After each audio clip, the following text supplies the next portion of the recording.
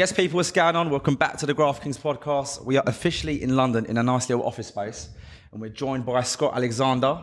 So the best way to formally introduce you, I was looking online, it says you're a human, you're a founder in the tech space, in the health tech space. You're an entrepreneur and a human architect.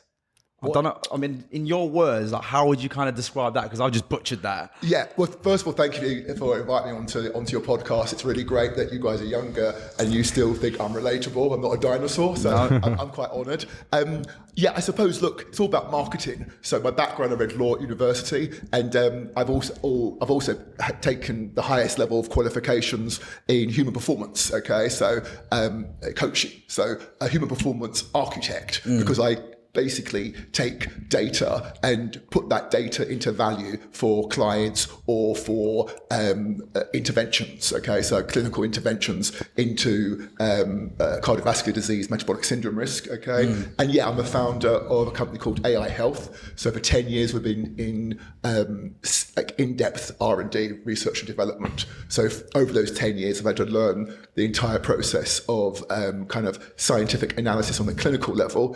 We've gone through internal and external validation, and we've basically developed the world's most accurate and advanced health and fitness platform.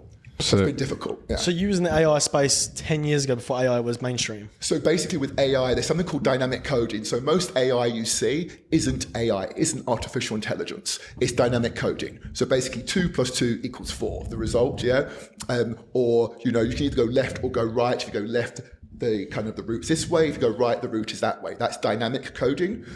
With artificial intelligence, you have something called symbolic representation. So you need a lot of data. So in terms of the health and fitness platform, an average workout will take like 400,000 data points, because we need that data to then give the user, precision, detailed information that is relevant to them. So in terms of artificial intelligence, like ChatGPT, people are not using it correctly. You have to put in a huge amount of data.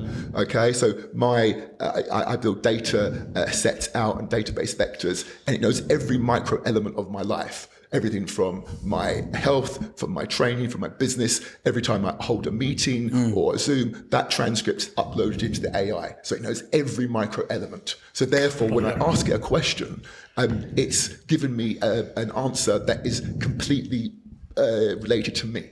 So yes, we started doing artificial intelligence because we partnered with Apple through something called ML Core about 10 years ago.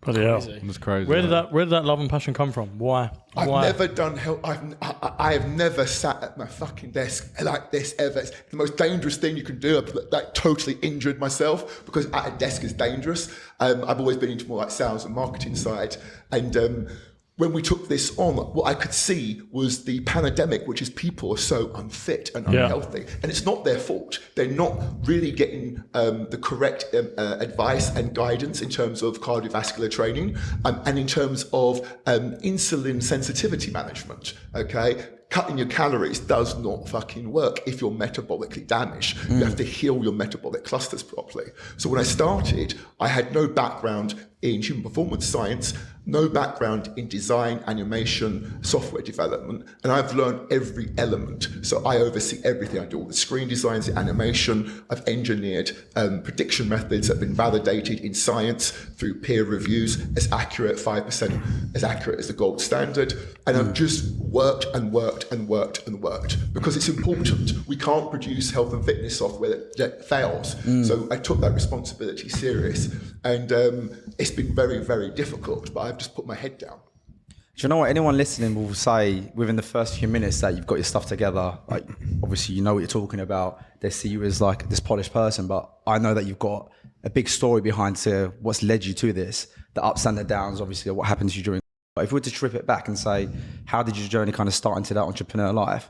Up until the moment you lost it all, could you kind of give us a... Yeah, so my parents brought me up in a way that I didn't really appreciate until after they passed, really. They gave me like a huge amount of self-belief, okay? Everywhere we went, that I was there, they believed in me, they communicated that, and it gave me something like a fire in my belly. And I lived in Canada, we came back, my dad had business problems. and we had to downgrade our life. That affected me. But my dad taught me to work. I just worked, whether it was studying, whether it was part-time jobs, whether it was sport. And I was just very motivated to make something of myself. So when I was like 16, like I'd say, I'm going to be a millionaire, and everyone just laughs at you. Yeah, I wouldn't do group assignments because I thought they was all not intelligent enough. I was crazy, yeah. And I went to university, read law, and then found out that I was outperforming everyone. And within the legal system, you work for a top law firm. You can't earn more than what they say you can earn in that year, and I just couldn't handle that. So that prompted me to basically start my own kind of business.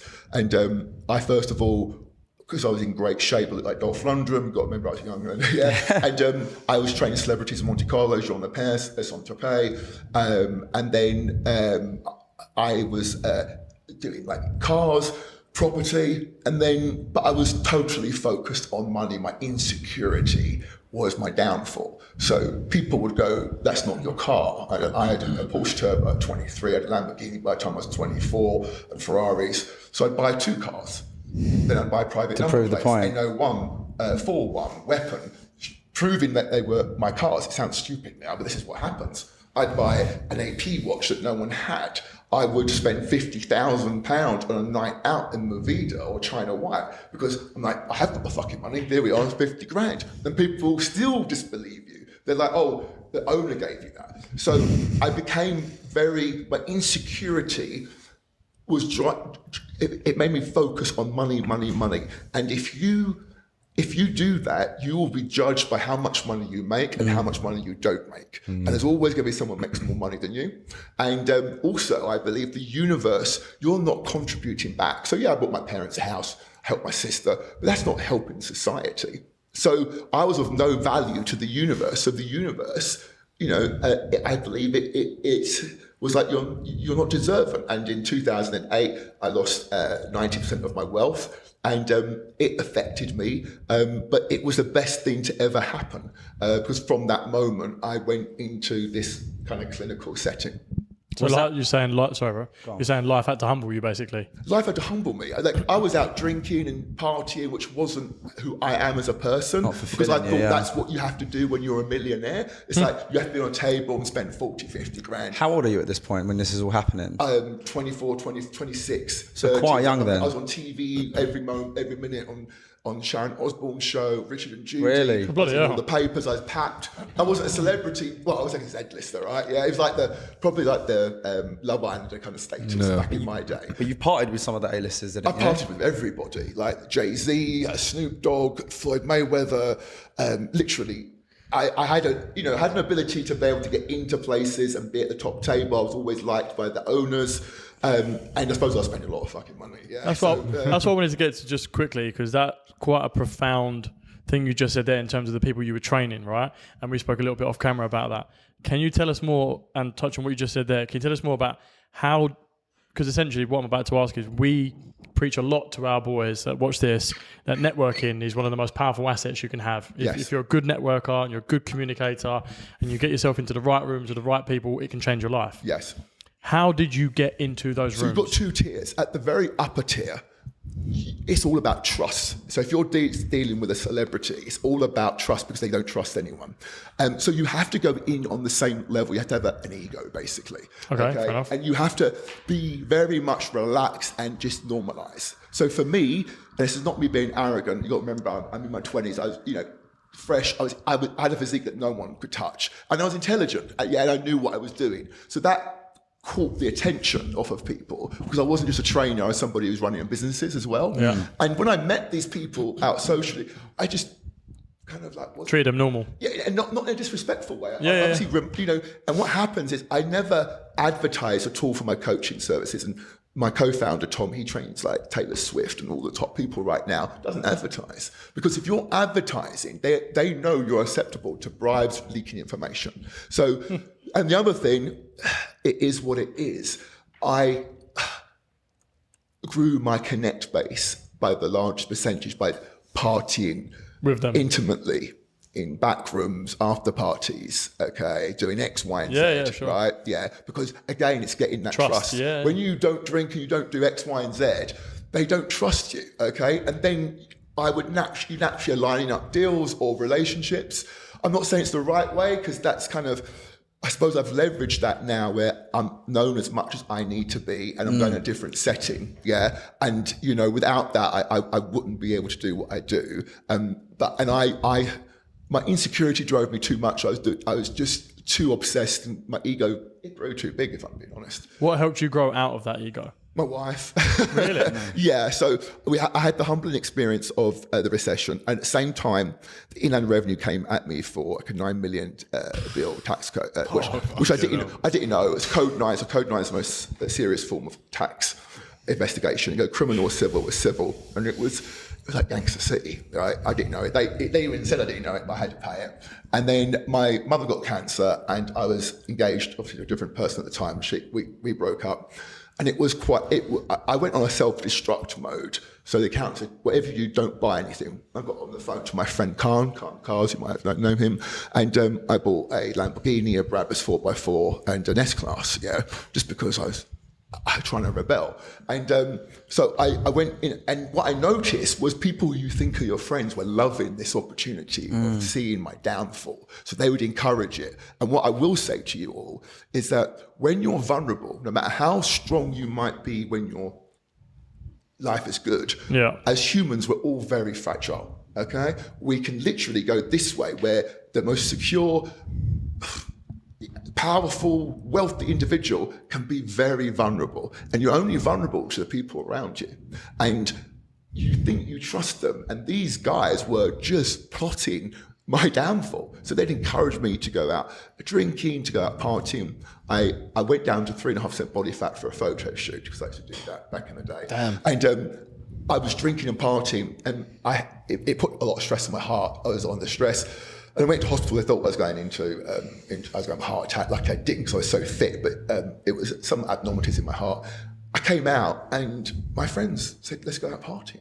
Okay, now, really? And look, the bottom line is, I made a decision to go. You have to be self-accountable, but I was vulnerable, okay? And then when I started to pick myself up, they disappeared, maybe. And then so I met my wife, who went to like boarding school, more structured kind of upbringing, very morally grounded. She's trained with a doctorate in psychology, and she really dismissed the value. She had money, so she didn't have the insecurity that I had. So nothing I could do in terms of money would impress her. It was about me. And then I learned that, hang on a minute, real people will value you, okay, not just for what you can give them. And it might sound obvious, but I think we all have insecurities, and they're driven by our kind of background and our upbringing, okay? And that it can be your advantage, but it can be a massive hindrance. And so my wife basically was not impressed by how I was, because I used to network and go to strip clubs and bring in clients, and they were so fucking impressed. I used to know all the fucking girls in there. They used to be super impressed, and I could go anywhere I wanted like that. But it's not me as a person. That's not me. And so I was going off track, and she got me back on track. Yeah.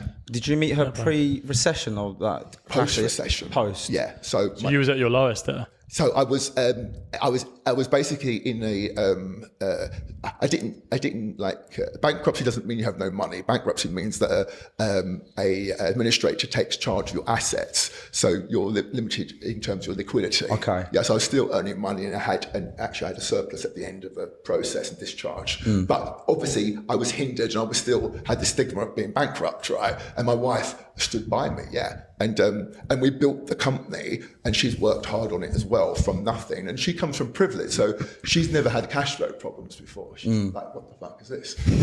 We've got £3 in the bank account. Well, what do we do? Yeah. And but it was good for her in one way, because she didn't really know the full value of money. So it's been a joint process, but it's certainly I've been on one holiday in 9 years. She's gone away with her parents and stuff, but it's been difficult. But I think a woman is so important too, especially like an alpha man without being, arrogant or big-headed. We can go way off fucking track. Our ego can just fly. Okay, we can just think we're God. And I think a woman can ground you and really center you. Yeah. The right Facts, woman, yeah, anyway. The facts. right woman. Because Yeah. we're massive advocates for that as well. Like we preach to our boys and say, look, be very careful with the type of woman you pick because she can either make you or break you. Here's what I'll say. Before I met my wife's never touched drugs in her life. I would target models and who love drugs, so those type of women are going to have issues. So I was targeting them. So I was Targeting's crazy. I was going for the matte yellow bright bling Lamborghini and missing the flawless diamond on the floor. Okay, Right. because that's so you can't. I think you have to blame yourself. Yeah, I thought these are the birds to go for. Yeah, And they were facts. great fun On a part-time investment, maybe. Yeah, and, We don't mind them. yeah, and then you try to set a relationship up with them, and no disrespect to anyone, but it's not right. Yeah. Do you know what it is? I always say there's nothing wrong with like kind of experiencing those types of women. Totally. It's only men that look at those types of women and try to see them as wives and try to kind of put them on that pedestal where they think they could be a good You need to go girlfriend first or mother. because when you meet the Yeah. right one, Yeah, you will facts. really. That's why I'm Differentiate. like, oh my god, Yeah. my wife is beautiful, but she's also morally so well. Which is- she's not got any craziness, and you really value that. Yeah, family So I think you orientated, do need to yeah, go yeah. through that process. Most definitely. Yeah. Go on, bro. Sorry. No, I was just going to say, so at this point, you've picked yourself up.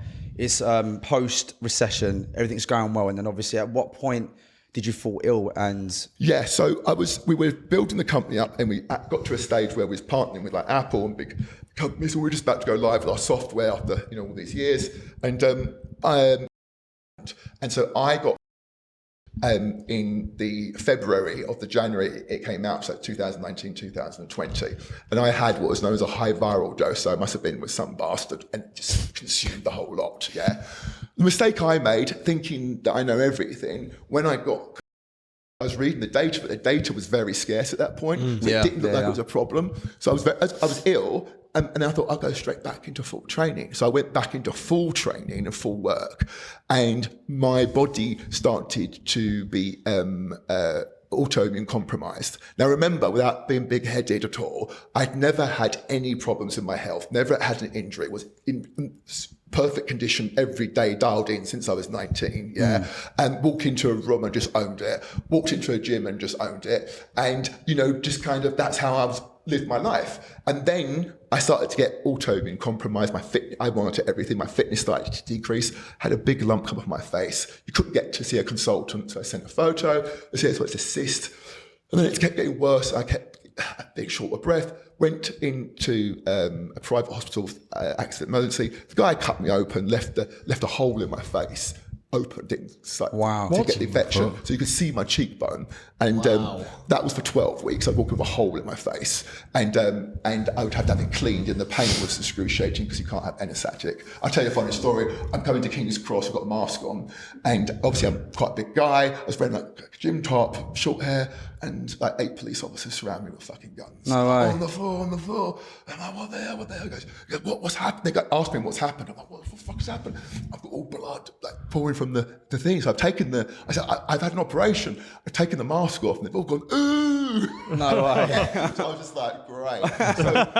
So then what happened? My body then, when you're fit, it's an advantage, but it can be a massive disadvantage because your body just overreacts in an autoimmune. So my white cells were just going for this fucker, and they didn't like my system. So I had veneers, it just went into hyper autoimmunity. So to cut a long story short, I couldn't walk more than 2 minutes. My VO2 max went from 71 milligrams per kilogram to 22.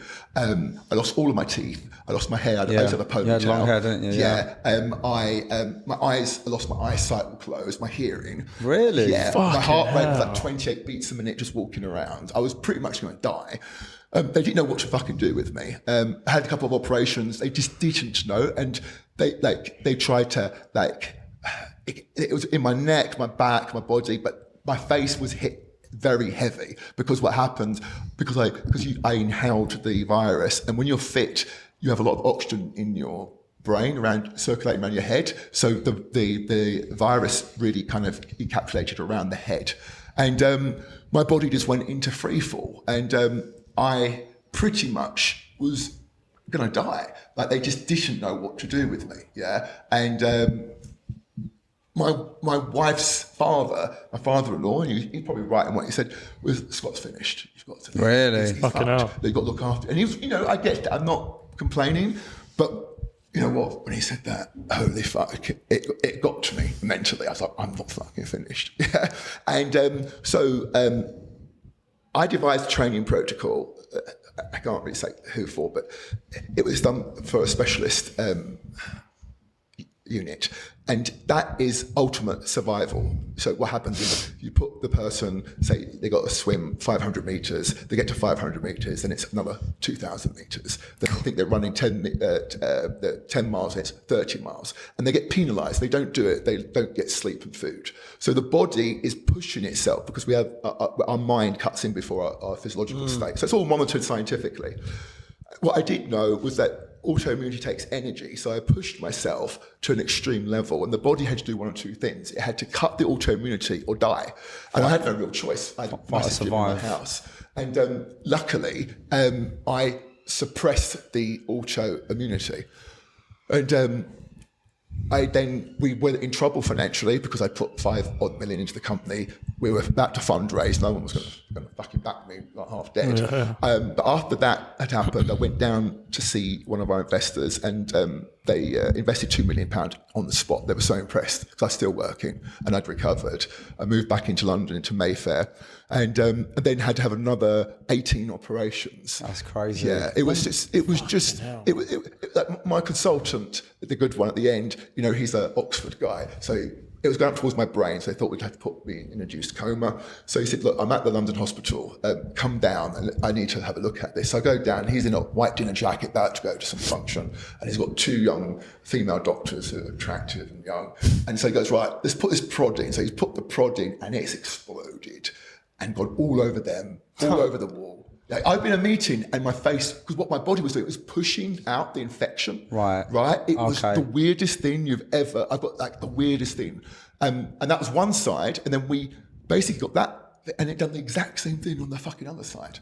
It's kind of unheard of, though. I've not seen like something similar happen like this to anyone else during. So my consultant is world renowned. So he's on a panel of the world's leading consultants, and they all discuss certain cases. And there are instances like this. Yeah, right. Mine was in the severe category, but there are people who had a similar thing. A lot of people had autoimmunity if they had a pacemaker, breast implants, teeth, because it kind of attacks that. Rejects everything that's foreign to the body. Yeah, it doesn't distinguish and goes hyper mode. Yeah, so there and long 2.75 million people suffer from long COVID. And what was interesting, the discharge, we had that analysed, doesn't exist.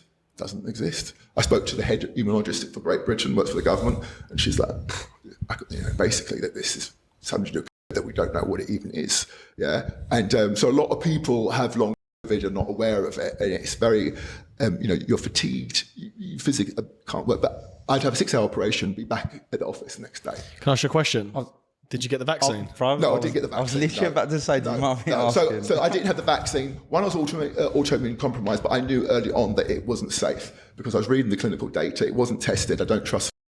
And that's been proven to be the case. So now you're getting people who are having strokes, heart attacks, because the vaccine seems to have negatively affected because of the spike protein. The spike protein, with the way that it released an artificial form of into the system, and then basically killed all your T cells, and then that's crazy, man. People now react differently to flus and colds and other but the droplets of COVID are still in your blood. That's what I've got. So I'm still not 100%. I still have operations and stuff, I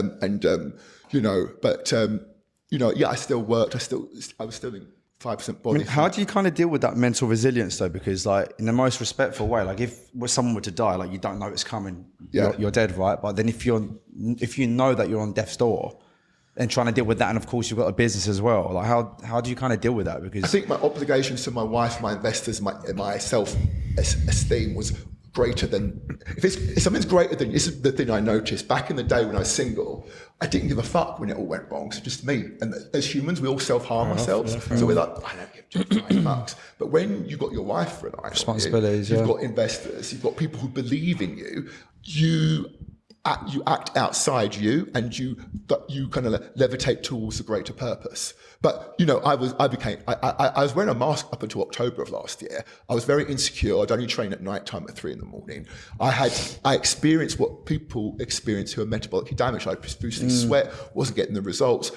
And this was great for me in a way, because I now understand a lot of the barriers people face when they go to the gym, when they don't feel good about themselves. Yeah. You walk in there and suddenly it's a place where you don't feel welcome or secure, and you feel insecure, and then your body's not responding like you think it should, which is demotivating. Yeah, so I'd never had this before, and it opened my eyes up tremendously, and I altered my entire approach in terms of data analysis with algorithms. And also I would always say, you've got to be motivated, go down the gym. But when you've got 2 kids and you haven't got much money and you're working really hard, and that's already taxing you to the maximum. And then you feel like shit, you feel insecure. Because the thing that gets, you guys are all great looking guys in great shape. Thank you. You feel great when you walk in somewhere. Because you feel, it gives you the confidence, yeah? And I had my kind of armory decommissioned, because I'd walk into a room and just not feel me. I was so insecure.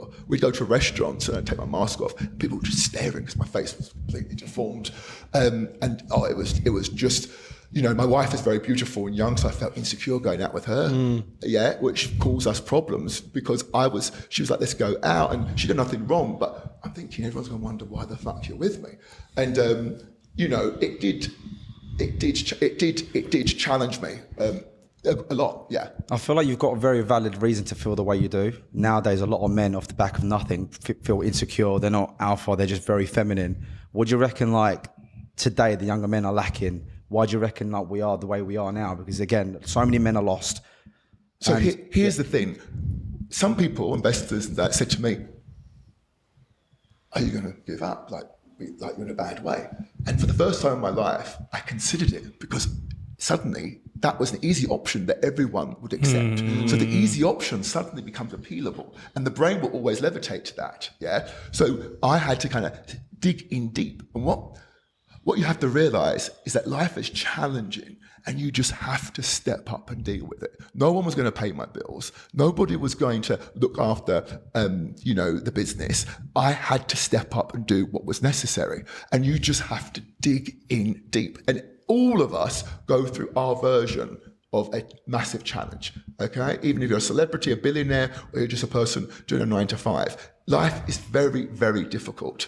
And I think with the younger generation, I think you've got 2 groups. You've got a group who I look at, probably like you guys, who are very focused, motivated, very clued up, yeah? A lot of youngsters aren't partying. They're kind of really, and you've got the motivational videos and stuff, so you can kind of gauge yourself a little bit better. And you've got the online presence where you've got to look the part, yeah? And then you've got another sector who are lost and they've become weak. And a lot of it's down to lower testosterone levels. But because, again, it's this narrative, mental ill health, okay? Now, I've done a reel on this. I've trained with, I have clinical qualifications in human performance and psychology on a physiological setting. So I've trained people to get them out of mental ill health and use fitness as a substitute. And I've trained with military people. And so there's a diagnosis, and people who have got trauma to the brain, they are put back in that place, and it's horrible. It's a prison, yeah? But most people haven't got that. They've just got what I call mental anxiety, okay? Yeah, because what it is, you do something you've not done before, and you don't know the route to get over it. And so it's difficult, yeah? But that's not mental ill health. So I think the younger generation are using that clause. It's not their fault, because I see a lot of celebrities go, hey, balance, what's your mental ill? If you're in your 20s, particularly in 30s, you've got to be working like a motherfucker. If you want it. Like if you want a more, stable, promotional career, that's great. There's nothing wrong with that. Yeah. Go down that route. But if you want to be a CEO and you want to... So true. You've got to work. You have got to put the foot... And I coached an entrepreneur of the year, really astute, powerful entrepreneur. And he said to me, every entrepreneur self-harms their body. So, mine wasn't putting weight on, but mine was, I pushed myself so much, I probably didn't recover from the thing as best as I could have done. But that's the risk you take, yeah? And then hopefully if you get the exit, you get the money, you can kind of buy that health back, yeah? But you have to work. And a lot of people, you've got to have the stomach for the sacrifice. What is the sacrifice needed to get to the result? And you've got to equate that. And if you're not willing to do X, Y, and Z, you need to reevaluate your targets. Considering where you are now, considering the life you've lived up until this point, Yeah. you spoke a lot about the fact that you had an ego when you was younger and it was all about materialistic things. Yeah.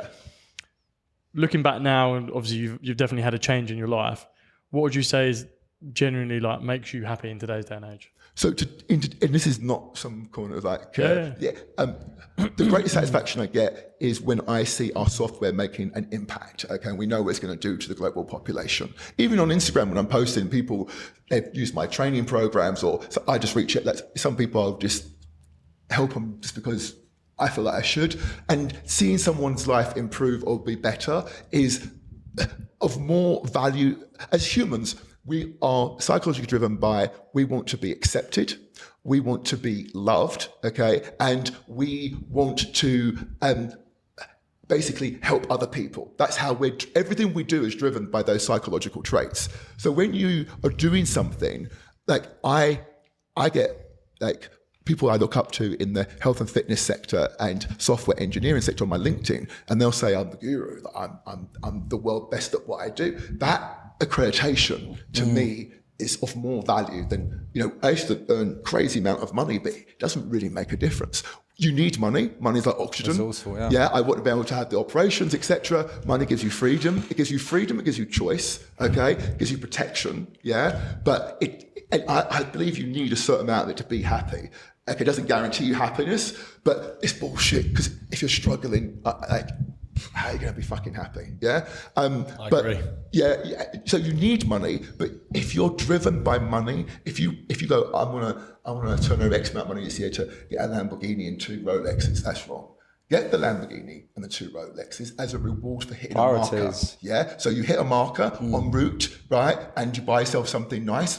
Do it. Yeah? Understandable, yeah. Yeah, and also just be empathetically aware of other people. So now I don't talk about money per se on my reels because a lot of people are struggling at the moment, yeah? And I have empathy for that.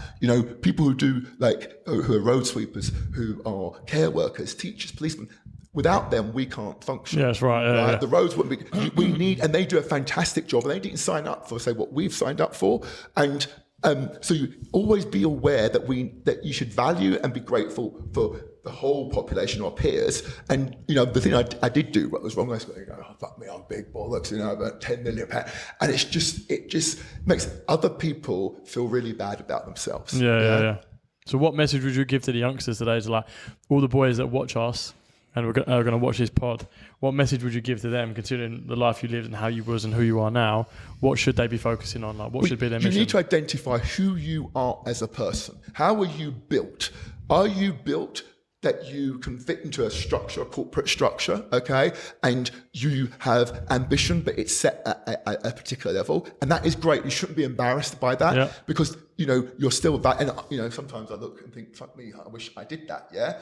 Or are you built different? Like, if I couldn't do what I do, I'd feel like I'm suffocating. I just couldn't. I'm actually really bad if things are going too good. I need the pressure, yeah? Wow. And so you need to identify if you're built different. So if you're built different, you need to understand that you have to fucking work. Yeah, right? facts. So a lot of people on Instagram, I notice, post, I'm flying here, I'm flying there, I'm not doing any work. I don't believe that. I've coached thousands of high net worth individuals. All of my friends are of a really high status. Every motherfucker works. The ones who have taken it back a little bit have exited for 6, 7, 800 million, and they can then relax, yeah? But until that point, your money can disappear. Very fast, it can just go, right? Yeah. So you have to really work and you have to sacrifice. And when I was ill and everyone was going against me, and everyone was like, what I did was here's the thing, if things aren't going your way, so if things aren't where you need to take accountability and go, I haven't worked hard enough or efficient enough, it's actually a signal to put the foot on the accelerator. What we do as humans, a lot of people, they go clubbing, have affairs, drink drugs, then you're going to really retract. So you have to go, you know what? I'm not good enough at this point. Okay, and you have to put and you just like, I've worked. I can do 3 days at my desk. Okay, like no lies. I've had it psychologically tested. I've trained myself to require low levels of sleep. So I knew that I had to really step up to learn and develop the software like I did. Okay, no background in it, and without being big-headed, no one can really touch me. They just have got nowhere near my level. Yeah, because I've learned every micro element of software development. Yeah, in terms of health and fitness, and I've done that by putting in the hard work. And you've got to believe in yourself. You know, it's not just you, it's your ancestors. Like, our ancestors got us here. And I think sometimes when I do crazy shit, I'm like, how did I do that? And I think it's something I've tapped into from like our forefathers, yeah? So you have to really, but the key is identifying how are you built? Because and you have to have the stomach for the sacrifice. Yeah, facts. You said something a minute ago about you wish you sometimes did that corporate life or that 9-to-5 life. What did you mean by that? Well, look, the bottom line is, as glamorous as everything thinks, I live in Mayfair, got Tom Ford, got a hot wife. It's difficult. I've gone through massive ups and downs, and the downs are really difficult, yeah? And the uncertainty is very unnerving, okay? As an entrepreneur, I'm sure you guys have like this, even if you've got tons of cash in the bank, you still think, holy shit, I might not have any money next week. Yeah. Fact, yeah, literally. Because no one's going to pay you. But if you go and work for a big corporation, you know your bills are Covered. You're still getting paid, yeah. I was ill, okay, for 4.5 years. I still worked, but if I was doing this, I'd have no income. I'd have been totally dead in the water. Because no one can save you. So I think, you know, and then the pressure you put on your family. So like, you've got to understand, your wife is sitting there, and when you have a vision, no one fucking knows what you're talking about. Yeah, that's right. Like, they think, what the fuck's this guy on? I think you're crazy. Yeah, and your wife, particularly, or girlfriend, or if you support, has got to risk her entire future on something. There's not a lot of women that would do that either. On something she doesn't really understand. And a huge gamble, isn't it? And can't really affect. So the important part there is to communicate regularly to your spouse, to really make her as part of it as possible, to update her, whether it's good or bad. And also, if it's going bad, show her your resolve. How am I going to solve this problem? Right. And be very assertive and confident. Yeah. And you only gain that being a realistic outcome if you work hard. Yeah, facts. Would you say, like, touching upon relationships, now, we always say men are loved conditionally under the fact that women and kids are loved unconditionally, in our opinion. Would you say men are loved conditionally under the fact of what they can provide, and if they can't? The bottom line is this, and this is not what people like to hear.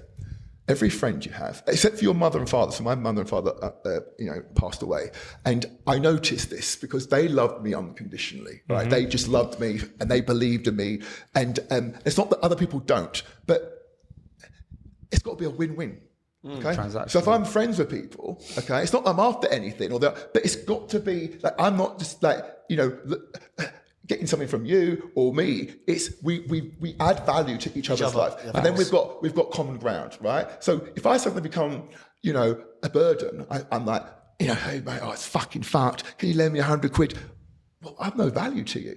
And your wife, the bottom line is, typically speaking, she's trading her youth and beauty and fertility for your financial security, strength and protection.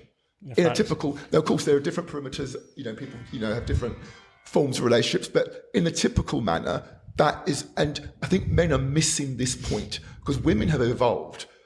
In my day, a woman was expected to have a child at 25, didn't really have many, it was difficult to progress career-wise. She couldn't really have a one-night stand. That's how crazy it was. Yeah. I used to have one-night stand with the girl go, like, please don't tell anyone, right? Yeah. Yeah, of course. And then when I had, I stuck my fiance, I had a one-night stand. The birds texting all their mates, like, what the fuck, yeah? So it's changed. So you're going to a woman now can have a child, late 30s, 40s. She has unlimited career options, not OnlyFans. She can go online and run a business, okay? And she has, she has options. You've got to offer her something if you want her to have your child, which is destructive upon her body to halt or finish her career, okay, and go out and do X, Y, and Z and look after the baby. If that, again, this is not being sexist, because I'm saying typically if that's what you want. Yeah, and if you you've want, got to offer her protection and financial security. And if you don't, that's why 90% of divorces are initiated by women when men hit financial turbulence. Wow, yeah, and that people makes go, sense. oh, that's bad to women. But you've got to look at it from the female's perspective. A woman's married you. She's given up everything. She hasn't got a career now. You're providing. Suddenly, you hit financial turbulence and you've gone weak. Gone like a little crybaby.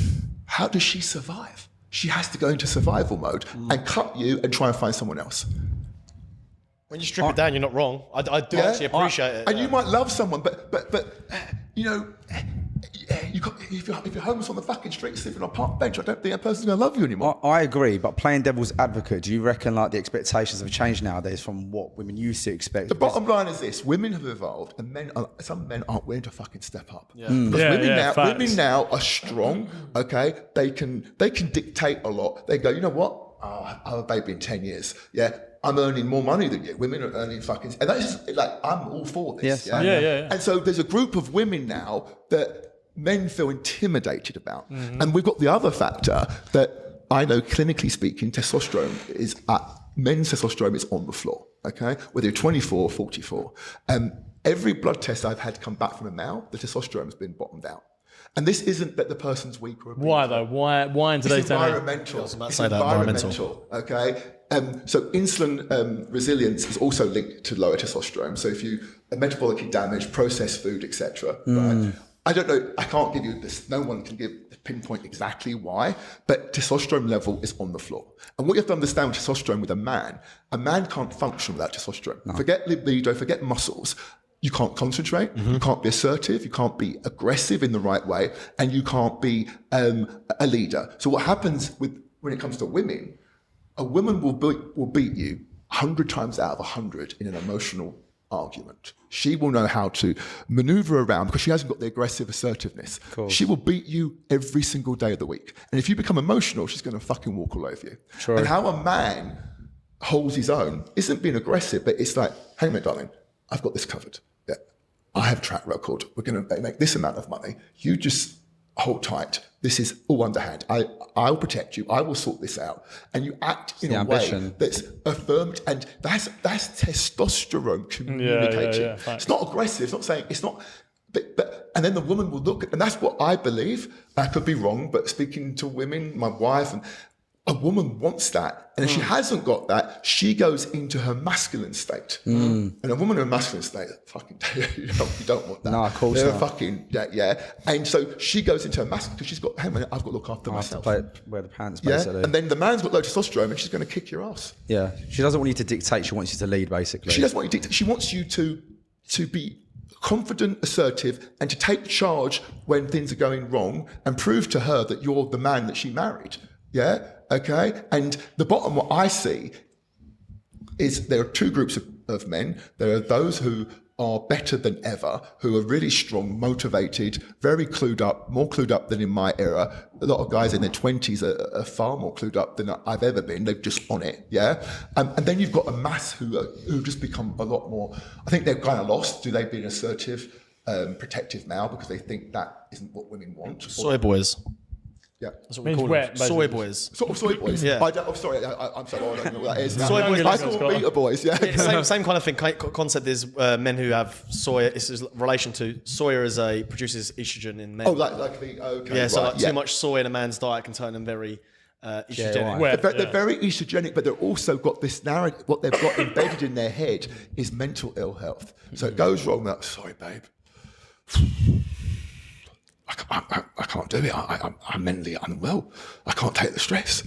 And your wife's like, what the fuck? You're like, oh, babe, I need to have a drink and take some drugs. Oh, and they've got, and the thing is, they have this escape route, which my dad grew up in the war. So my dad would tell me that the house they would live in East Central London, it was bombed. We moved around the house, it was bombed, and they had to work. There's 6 brothers in one fucking room. Yeah, and they all worked, and they all experienced, and my dad made me work, and he instilled in me that you have to step up. But I think in today's era, a lot of people have had it easy in their upbringing. Yeah, definitely. And lower testosterone, but when the human mind, it's like, put it this way, we're both trainers, okay?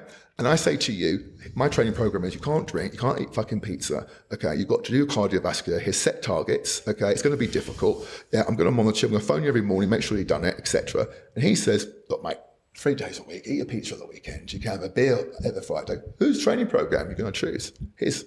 If there's 2 options, because we always, if we think that can get us a result, and the problem is this narrative of mental ill health balancing. You see a lot of broadcasts on males committing suicide. Yeah. Again, does anyone know anything about?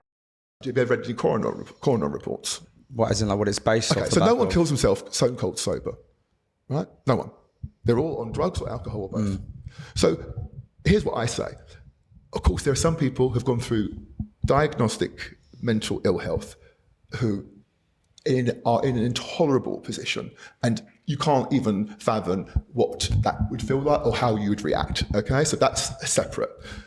A lot of people, you see, I'm sorry, but when I was ill, sometimes I thought, you know what, fuck it, I'll go down the bar. What I do is that I don't allow the option. So I used to obviously party, womanize, whatever, right? I don't go to a bar. I can't, the option isn't, I don't associate with anyone who drinks, takes drugs, or isn't morally committed to their partner. So I don't allow, I know I'd be okay, but 99 times out of 100, but as a human, our Achilles heel will make you slip up. So if you know you're mentally struggling, that you're not feeling 100, why the fuck would you still be drinking and taking drugs? You're not clinically diagnosed as dependent on it. It's what they know. It's like a habit almost. We're taking it as Comfort. It's a comfort. Yeah. It's like, and what happens is you feel over the edge. You take the drugs or the alcohol, and then you end up topping yourself. No one commits suicide stone cold sober. That's crazy when you think So, about this. so when people talk about men and they're talking about advice, here's the advice I'd fucking give. Have a checklist, have a diagnosis test, see if you're acceptable to maybe, or you're feeling we all feel in a bad place. I felt in a very bad place when I was so ill. I knew it, but if I was drinking, taking drugs, who knows what I would have done. It enhanced it. Yeah. And so you've got to, I don't give 2 fucks. You've always got to be self-accountable, and you've got to step up and take responsibility. So I think males are in that sector. No one talks to them about that. Make sure you don't fucking drink, and you won't commit suicide if that's the case. Would you say there's not enough like male role figures around? Is that the right way to say role it? models. Yeah, in my day, you had models around, Arnold, yeah. you had Yeah, that's Stallone, right. you had Van Yeah, Damme, yeah. You had the yuppies in the 90s, yeah, and everyone was like fucking killing it. 3 hours in the fucking gym, working like a motherfucker. Everyone was built, everyone was like masculine, yeah. And in today's era, I don't know who you fucking got, but it doesn't seem like Soy it. boys. It seems like if you're like that, you know, you're deemed what's the word? they Toxic masculinity. That's it, yeah. I was at a hotel and went to pay the bill. I know everyone in the hotel. And this new girl, she was like really off with me. I'm very polite, yeah. And the VIP guy was like, "Oh, Scott, I apologise for her, but she has a problem with any male who's like." And she's like, and she said to me, you know, you really rate yourself, don't you? And I'm like, no. Would you rather me didn't? I'm like, I'm just booked in, but she's programmed. She's only like young. She's programmed that any guy who's built. Yeah. Masculine, yeah. And it's not her fault. Do you see the way people are programmed? Yeah, because it's being kind of put out there. Yeah. So then you've got men who look. We're not always. We have to be triggered in life. I call them winners in waiting. A lot of people aren't quite there yet. They haven't clicked in their head the self-confidence and the belief. Doesn't mean you're a loser. It means you haven't clicked. Yeah, and so you're again in a vulnerable position because at that stage, you'll go home in it. I want to be strong and masculine, but no one will like that. Women won't like me. And I can see how that can happen, yeah? A lot to the younger generation. But Yes. that's the A problem. lot, mate. But that's the problem, though, isn't it? Like I was speaking about this on my own personal reel recently to say, like most men are lost because they're being told to lead. Yes. They're being told to be traditional, but when they step up, it's deemed toxic. Now, I don't believe in toxic masculinity. I believe that there's toxic people, but I feel like men are almost misled now. They don't know how to act. The key I always follow is this. As humans, we're genetically engineered to fail. Okay, to err as human. We're going to make mistake after mistake. You're never going to get the balance right in your personal life. You're going to make mistakes. You're going to piss your wife off. You're going to not spend enough time with the children. Okay, but the key is if you're doing everything from your heart in the right place, so you're not out to, to harm anybody, to cause them discomfort. and you try your best, I think you can hold your head high, and you're willing to alter, compromise, and change, because you will do. I've changed completely, Of course, yeah. as I've got older. But every decision I've made and everything I've done, I've thought that was the right thing to do. Okay, so like as an example, I'd be so focused on work with my wife. I wouldn't communicate. I'd just work, and she obviously found that very, hurtful. She thought I was rejecting her. Do you see? Yeah, makes sense. So I done it because I'm like, I want to make sure that I hit the targets for you, right? You're the most important person in my life. But I had to alter my approach, yeah? But I know in my heart that it wasn't done with intent. Maliciously, Yeah, yeah. of course. You just said something then that you've changed massively as you've got older. Yeah. I think we've all changed as well. How old are you guys? Is that of interest? 34. Average 30. Yeah, okay, so baby. Yeah, that's a great. Do you mind me age. asking how old you are? 51 next month. Okay. Yeah. Do you feel like the youngsters today, like the 20s, do you feel like they have to go through that stage though? You have to go through that stage. It's how. So one of the things my wife said about me, I slept with a lot of women. I partied a lot. I've done a lot of crazy shit. And she said, "You've got that out of the system." Because a lot of men who are my age suddenly get a bit of fame and money.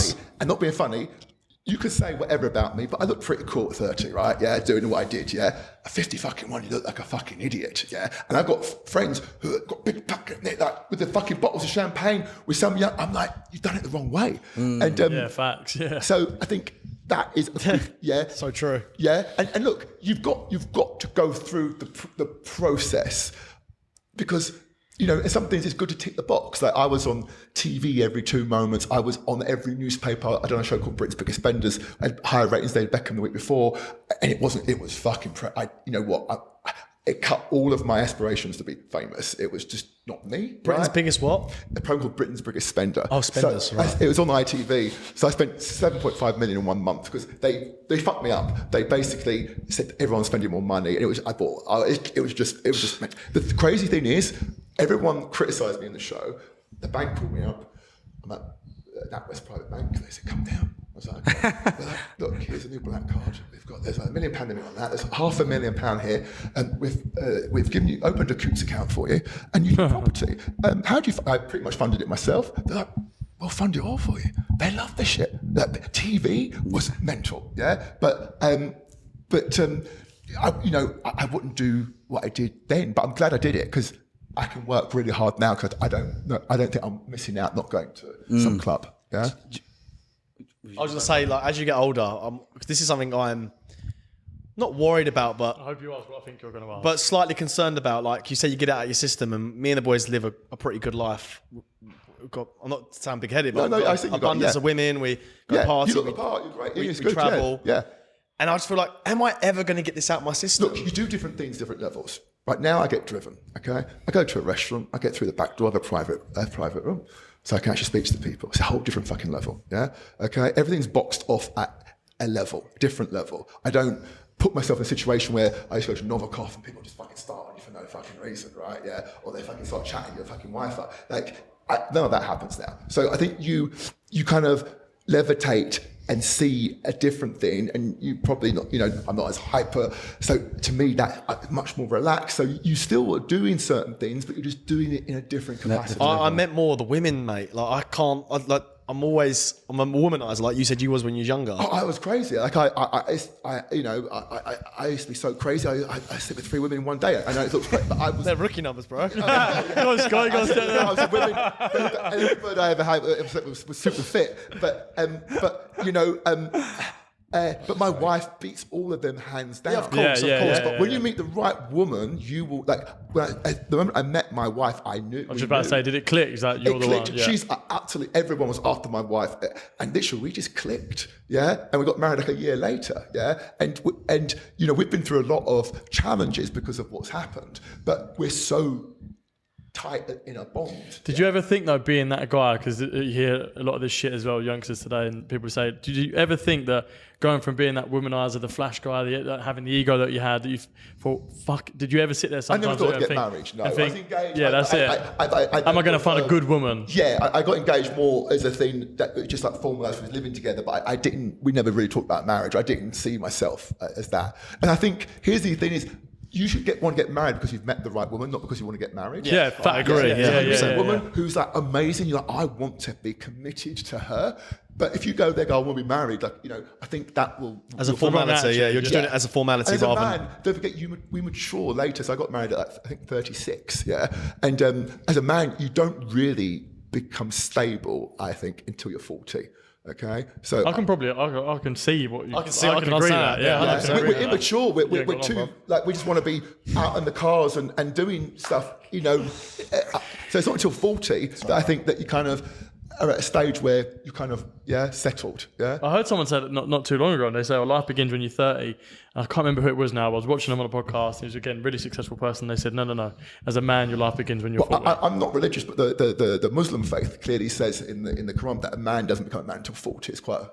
I can see that. My dad always told me that, and you know, at 40, I felt a big difference in my mental attitude. But do you reckon that comes from the graft that we put in from 20s and 30s up until that point? Because like I think it's all the experience. some people will close to 40 and not experience none of this. No, and it comes to 40 and there you go. still Great, passive. yeah. If they have not done, you've got to look. If you're young, live your life, but don't sacrifice the work. Work hard. So what I used to do was I'd have something called work sprints. So I'd work for 3 months like a motherfucker, and I'd take a month of just like partying, flying around. That's quite a good. Yeah, I hit my quite good, markers. yeah, I like and you know, maybe, that was probably a good way of doing it. And then you know, but I would party, do X, Y, Z.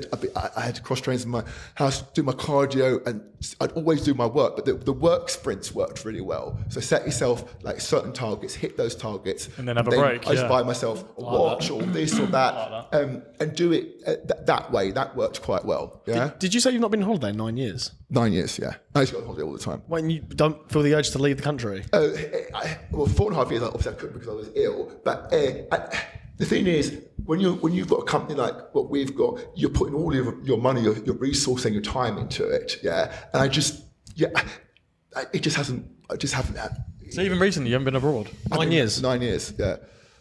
Okay, question then. 9 years, so that means you're a permanent resident of the UK. Yeah. As a higher net worth individual, surely the tax relief here isn't optimal for you, surely? Well, so when you have a startup like a tech company, you don't actually earn any money out of it. So you're not really paying any tax.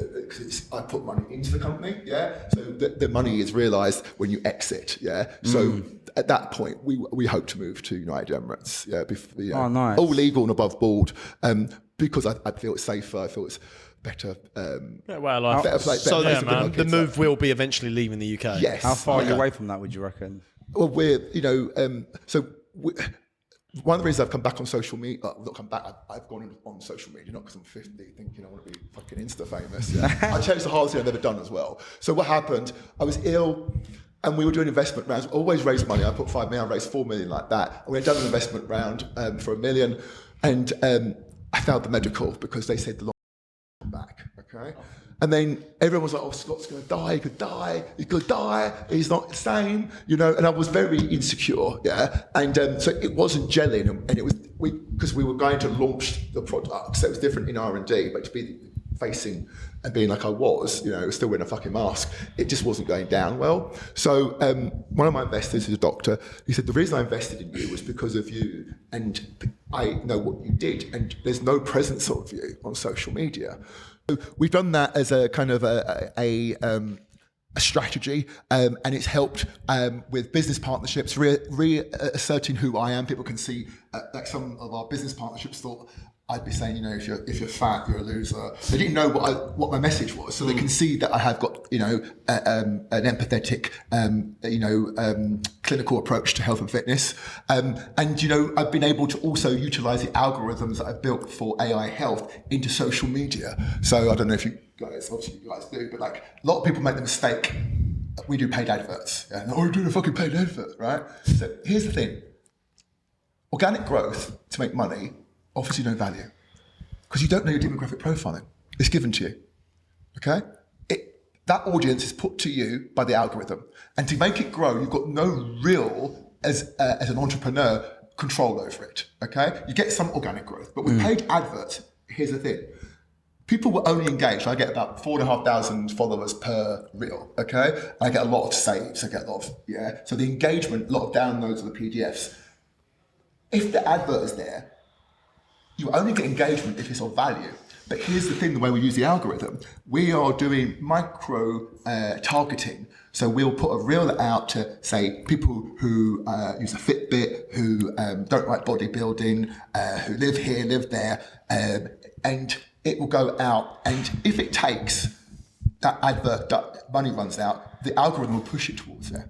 But then you know that target market. So through the AI, what you also know when you're then putting them into adverts for your business. If I'm talking about brisk walking, okay, some people we know from the comments and the feedback, they are very much triggered by the fact that if they feel insecure, you can walk outdoors, okay, and you don't have to go into a gym, okay? So we can construct an advert and we know microscopically a target market that will relate to that advert. That's crazy. In contrast, say you guys, you're not insecure, I imagine, right? But you might think, you know what, brisk walking's good because I can do it in the morning, get it out the fucking way, I can listen to my headphones or walk with my bird or the dog or whatever, right? So we do an advert, but we know where to place those adverts. I can pinpoint it precisely and know my target audience are going to view it. Okay, so that's why paid adverts for entrepreneurs, I believe. So I built out, because that's what I do, an algorithm, and we kind of analyse the meta feedback, and yeah, it's going okay. Would you say that's the prime dictator to be able to scale a business nowadays on social media? You're either a social media influencer, in which case you go about doing whatever you do, you've got other things going on, you keep doing reels for years and years and years and years and years and years and years, and then you might get a big following, okay, right? And then you'll get the paid sponsorship, and that's great. If you're an entrepreneur, I got that time, yeah. You're not gonna grow. You're gonna be there all day, right? So the bottom line is, and then what are you trying to do it for? You're trying to sell your service or product. Okay, so you need to understand where your target is. So the great thing about Meta is you can really fine-tune the filters microscopically into areas that you didn't even know existed and see if that audience is taken to you. And you can do reels outside of your product, okay, on general subjects. And then you can see who is actually engaging with you. And then you push the adverts out to them. Very interesting. Yeah. How much do you spend on ad spend, if you don't mind me asking? Probably between £5,000 and £8,000 a month. Okay. 5,000 and 8,000. Between 5,000 and 8,000, yeah. And you've got a specific team that focuses on that. I have a team who do my filming, and I do the rest. Oh, really? I do everything. Yeah. Wow. So, yeah. So it's all done. Everything control. from the colouring to the editing to what I'm wearing to the choice of the script to everything is done through the AI. I built the AI out. So it takes the emotion out of the process. So it's done precision focused, and it's getting better and better. And it's crazy. I've got the screenshots. It'll say you're going to have, 80,000 followers in 8 weeks. 8 weeks comes 80,000 followers. Wow. So it says, this reel, the first time we had 1 million views, right? It says, this is going to hit 1 million views. I screenshot to Dr. Samir, my What program, what software is that? His. my software. So I built it through ChatGPT. Yeah. So you basically build out data sets and data vectors. Okay. This is what I do. Yeah. So ChatGPT is really fucking. You should all be on it. We do Yeah, we use are. it, but We we do probably use don't it a use it. lot. We use it a lot, but we So probably how don't. do you put the data in? We would input. We do give it detail, but Where do you put it? into the chat box. Like, into projects, into data sets. I've no idea what you're talking about. Okay. So I'll give you a very quick. This is so We need this, so yeah. So AI is only as good as the data. It needs to read that data. So basically what ChatGPT did was it put all data in from YouTube, from books, etc., etc. A lot of it is irrelevant to you, right? You build out either through projects in the easiest way. So sidebar. you build a project, you say social media branding. Within that, you have, say, marketing, reels, scripts, whatever, yeah? And then you put all of your chats in there and you upload PDFs, okay? So the PDF will have a lot of detail about, say, your business, your personality, and it will memorize it and save it so it begins to understand, okay? So when you then talk about, reels, it will have all of that information in that box, in that section.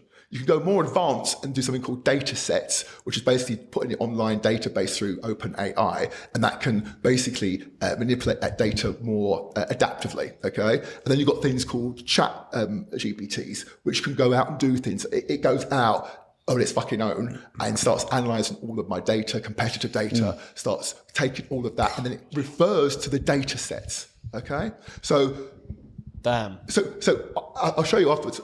Like microscopic, everything I do Every business conversation email is fed to the bloody hell. data set. It understands me better than me, okay? Everything from what I'm wearing to how I'm addressing, to the colours in the edit, to the scripts, to the topics. It reads all the comments, okay? Is all microscopically analysed. And then what it does, it just knows shit that you just don't know. What is fantastic, you then instruct it. What you are is that you are the partner of a world-leading marketing strategy company, okay? And we are a global brand who want to have global dominance. So you need to instruct and coordinate and guide me upon that basis. And then you can say things like, "Well, I want to make this advert very much like with Apple key phrase words." So it modifies it. It does the graphics for you. It's crazy. You could charge this knowledge. Well, I tell you what. I tell you the thing I'm doing. So I've been approached by two prominent friends of mine who are like, Scott, because I was approached by people to do 10 reels. They were like 45 grand a month. So there's people who do like the entrepreneurs, but they've got no success. They're getting like 4,000 views. So I'm building out what I do into basically a platform. So it'll just transport it into your ChatGPT with a concierge service of my voice. So you'll go, hey, I want to make a reel, and it will basically do that for you and show you the prompts. But there's a lot of background information you have to upload. You have to have the data. Otherwise, what you're doing is that you and me will get the exact same response if we both go to a prompt. Yeah, that makes sense. Yeah. So it needs to understand you and your business and your growth strategy and every micro element of your life. Okay. Do you think it's bad that we all share the same ChatGPT? Well, you can share, but you'd have subsections. It needs to know you individually. So because you're all very different and you have different strengths. Yeah, so you need to be on Pro. We've got Pro. That's what I'm saying. We've got Pro, but we share it. No, it's not. Yeah, so, get through it. Honestly, you need to upload the data, and you'll start getting like legally. All my contracts. I've got a degree in law. I had two things recently that were quite complex. It smashed the shit out of them. That's crazy. I trained as a King's Counsel. Okay, so the peptide company, to give you another idea, I put all the clinical research, all the data. We're now at a stage, we get a blood result. It's going to my analogy and my kind of view take, but it analyzes bloods and alters your training nutrition program to a whole different level. It's mental because it's been trained on that data. Wow. Okay? Yeah. And same thing when you're doing an ad, do you do paid adverts? We're just about to start. Okay. We ain't got a clue what we're doing now. So when you're doing a paid advert, what is the real? What is the purpose? Where is that going? Okay, so part of it as a founder is you want to give a little bit about you so people have confidence in you and trust if you're selling something, right? And the second thing is, where is it going? What is the purpose of it? Yeah, it has to be microscopic, and you eliminate the inefficiency in that advert. Everything from the colours to where it's designed.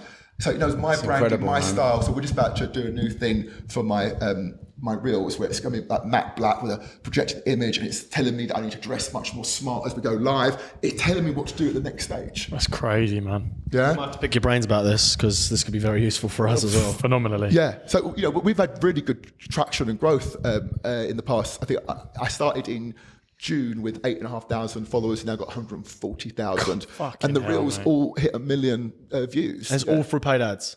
It's predominantly it's all from like 90% is new, not existing followers who are having the engagement, and the paid advert kickstarts it. So as I said to you, you do a paid advert, you spend £50, right? It goes to that target market. That target market really take to it. £50 ended. Meta will keep throwing because it knows they like it. Do you see? Oh, shit. But also, I now know that little bit here, like me talking about insecurity or confidence or men. Right? So we put that there, right? Yeah. And sometimes you put an advert out and you don't get the uptake, right? So you know that. So you start to filter and you start to get subject areas that you microscopic. So if you just have organic growth, how do you know what you're doing? Yeah. And what happens is people then start to change and alter their own self to fit in within the algorithm. Okay? So if I talk about low carbohydrates, low sleep, be a fucking strong man, the algorithm doesn't really like that organically. But there are people, I imagine That you wanna guys, know about right, that, yeah. who'd want to watch that. So I need to hit you. So you're in charge of it. Okay, we're entrepreneurs. We ain't got time to sit there and hope the algorithm one day Fucking hell. likes you. So true. So true. Yeah, You've opened our eyes up just having this and conversation. you don't need proper. you need followers, but you need views that Correlate, So the algorithm then analyzes that data, and it is estimated how many subscriptions and how many download subscriptions we'll get from that. Okay, and Wow. we believe that we're able to forecast our revenue really, really accurately. Okay, because we'll do my IG, which is just me, then the individual apps have their own IG, which I won't feature on through paid ads, but we know the structure will be implemented. So if you're put in front of so in our industry, it's crazy growth. If you're put directly in front of that target market, but you're hitting on the psychological traits that are humans. Okay, you want to be accepted, you want to be wanted, you want to be loved, and you want to offer value, and you hit those somehow, you're going to draw those people out. So specific. Wow. Yeah. And we just throw A something lot in of the people are chat. going to see a So lot of benefit. I've had people approach me because I didn't know what the fuck I was doing, and I said, okay, well, how many followers can you get? Can't guarantee you that. Can't guarantee you. I'm like, okay, they could do a decent production, and I'm like, oh yeah, well, what? They go, you've got to wait till the algorithm picks it up and identifies you, I was going to say, you've opened our eyes up there massively. and they're charging, and these entrepreneurs are getting like 6,000 fucking views, which when you're paying that type of money. Oh, cool, I yeah. don't know. I don't see the. I could be wrong. I No, don't I see. think you're right. Yeah. Yeah. Hard to differentiate that though, isn't it? Because there's so many people out there that are trying to. But who's using the data? It's all data. It's all data. And Especially also, ads, yeah. like all of us, you might do something, and you're emotionally tied to your decision, aren't you? Right? I want to say that. I want to look like that. I want to show my chest. You want to take the emotion out of it. Yeah. Okay. And one of the other things you need to do on ChatGPT, you need to put in the settings when you guide or give me an answer, I want it to be unbiased, unforgiving, the truth, even if it devastates me.